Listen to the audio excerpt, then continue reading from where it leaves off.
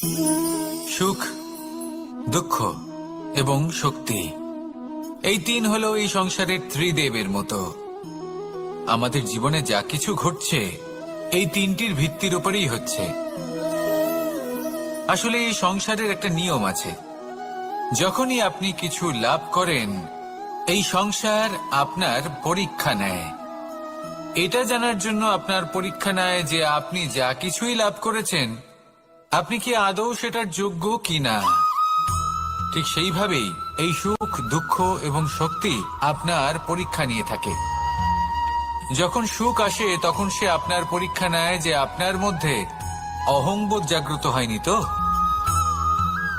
যদি অহংবোধ চলে আসে তাহলে সুখ সেখানেই সঙ্গ ত্যাগ করে।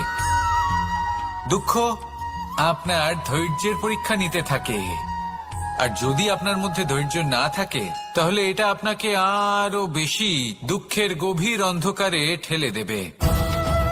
সেখানে শক্তি পরীক্ষা নেয় আপনার বিনম্রতার।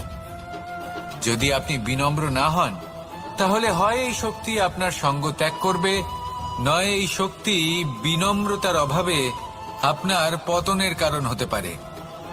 এই সংসারে যে কোনো ব্যক্তি যিনি এই পরীক্ষায় উত্তীর্ণ হয়ে থাকেন এই জীবনে তিনি সাফল্য লাভ করেন। আসুন আমার সাথে ভালোবেসে বলুন রাধা রাধা।